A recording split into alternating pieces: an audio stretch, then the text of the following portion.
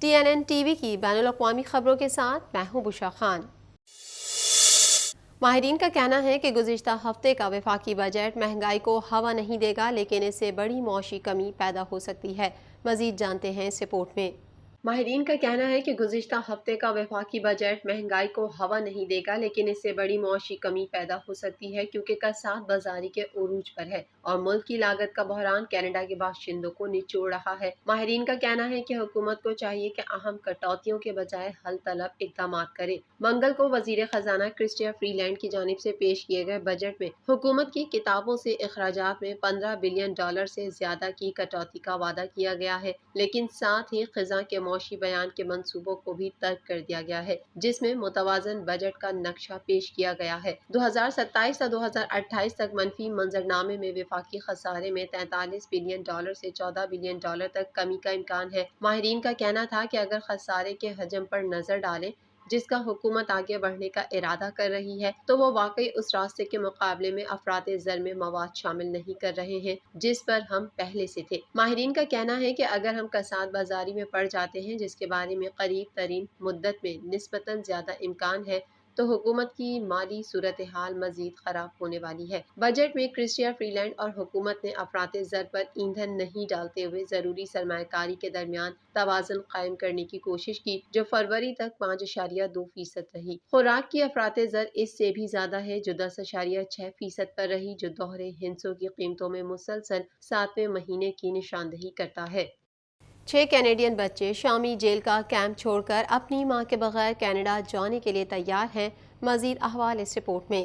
6 Canadian بچے شامی jail کا کیمپ چھوڑ کر اپنی ماں کے بغیر کینیڈا جانے کے لیے تیار ہیں، جو ان کے ساتھ نہیں آ سکتے کیونکہ وفاقی حکام نے اس کی حفاظت کا جائزہ مکمل نہیں کیا ہے۔ وکلاء کا کہنا ہے کہ وفاقی حکومت نے کیوبیک کی خاتون کو آج تک یہ فیصلہ کرنے کا وقت دیا ہے کہ آیا اس کے بچے وطن واپسی کی پرواز میں دوسرے کینیڈینوں کے ساتھ شامل ہوں گے، جس کی توقع ہے کہ وہ اب کسی دن روانہ ہوں گے یا شام میں اس کے ساتھ رہیں گے۔ کینیڈین کرد فورسز کے زیر انتظام شامی کیمپوں میں بہت سے غیر ملکی شہریوں میں شامل ہیں، جنہوں نے جنگ زدہ علاقے کو شدت پسند دولت اسلامیہ عراق و شام سے دوبارہ حاصل کر لیا۔ کینیڈین حکام کا کہنا تھا کہ ان بچوں کی عمریں جن کی عمریں 3 سے 16 سال کے درمیان ہیں، 6 بچوں میں سے کم از کم 2 شام میں پیدا ہوئے۔ کیوبیک کی سماجی خدمت کی ایجنسیوں کا ایک منصوبہ ہے کہ وہ 6 افراد کو 2 کے 3 گروپوں میں دیکھ بھال میں رکھے۔ فیڈرل کورٹ نے شام میں زیر حراست متعدد مردوں، خواتین اور بچوں کی جانب سے کہا کہ گلوبل افیئرز کینیڈا کو ان کی واپسی کا بندوبست کرنا چاہیے، یہ کہتے ہوئے کہ ایسا کرنے سے انکار کرنا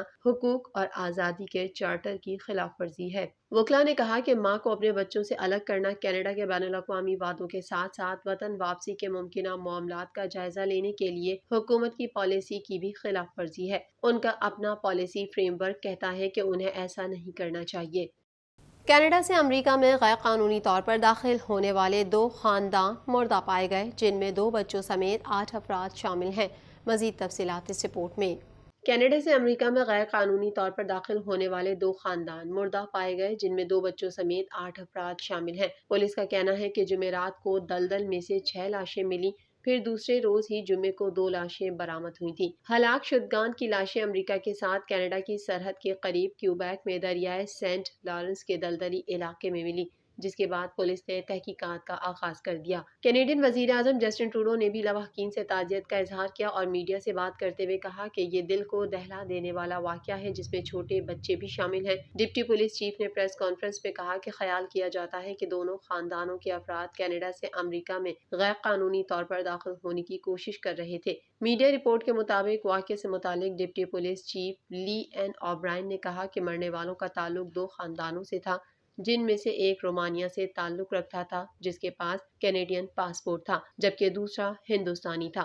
مزید کہا کہ مرنے والوں میں 3 برس سے کم عمر کا ایک بچہ بھی شامل ہے۔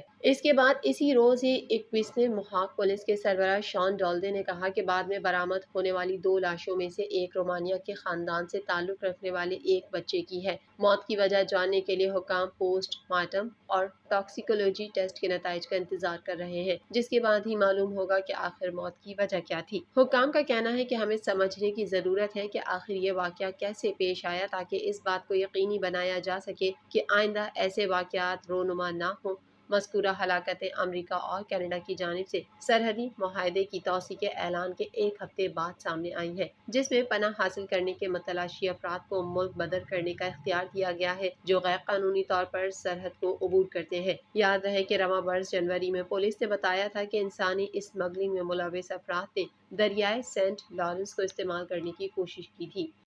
سابق امریکی صدر ڈونلڈ ٹرمپ نے صدارتی مہم کے لیے امریکی عوام سے پارٹی کو چندہ دینے کی اپیل کر دی اور کہا، مجھے اس سے پہلے کبھی اتنی حمایت اور محبت نہیں ملی جتنی اب ملی ہے۔ مزید جانیں گے اس رپورٹ میں۔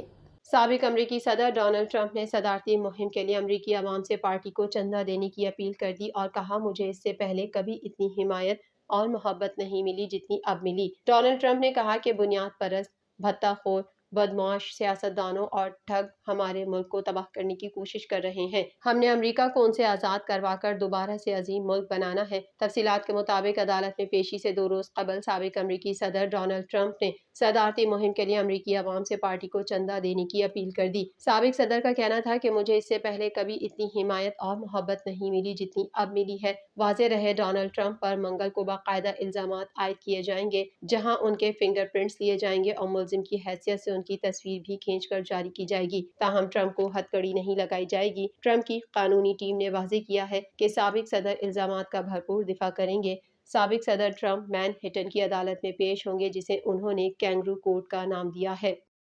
امریکی وزیر خارجہ اینٹونی بلنکن نے روسی وزیر خارجہ سرگئی لاروف کو ٹیلی فون کال میں روس میں جاسوسی کے الزام میں امریکی صحافی کی گرفتاری پر شدید تحفظات کا اظہار کیا ہے۔ مزید جانتے ہیں اس رپورٹ میں۔ امریکی وزیر خارجہ اینٹونی بلنکن اور روسی وزیر خارجہ سرگئی لاروف کے درمیان ٹیلی فونک گفتگو ہوئی۔ امریکی وزیر خارجہ اینٹونی بلنکن نے روسی وزیر خارجہ سرگئی لاروف کو ٹیلی فون کال میں روس میں جاسوسی کے الزام میں امریکی صحافی کی گرفتاری پر شدید تحفظات کا اظہار کیا ہے۔ اینٹونی بلنکن نے امریکی صحافی ایوان گریشکووچ کی فوری رہائی کا مطالبہ کیا۔ جواب میں روسی وزیر خارجہ کا کہنا تھا کہ امریکی صحافی رنگے ہاتھوں پکڑا گیا ہے، رہائی کا فیصلہ روسی عدالت کرے گی۔ امریکی محکمہ خارجہ نے بتایا کہ دونوں وزرائے خارجہ نے امریکہ روس سفارتی مشن کے لیے سازگار ماحول بنانے پر بھی تبادلہ خیال کیا۔ اس حوالے سے روسی وزارت خارجہ کا کہنا تھا کہ روسی وزیر خارجہ امریکی ہم منصب سے ٹیلی فونک گفتگو میں روس میں گرفتار امریکی صحافی سے متعلق بات چیت ہوئی۔ روسی وزارت خارجہ کے مطابق امریکی ہم منصب سے روسی وزیر خارجہ سرگئی لاروف نے کہا کہ امریکہ کا صحافی گریشکووچ کیس کو سیاسی رنگ دے کر ہلچل مچانا ناقابل قبول ہے۔ روس میں امریکی اخبار وال اسٹریٹ جرنل کے صحافی کو امریکہ کے لیے جاسوسی کرنے کے شبے میں جمعرات کو گرفتار کیا گیا۔ TNN TV کے نیوز بلیٹن میں فی الوقت اتنا ہی۔ مزید خبروں اور اپڈیٹس کے لیے دیکھتے رہیے TNN TV۔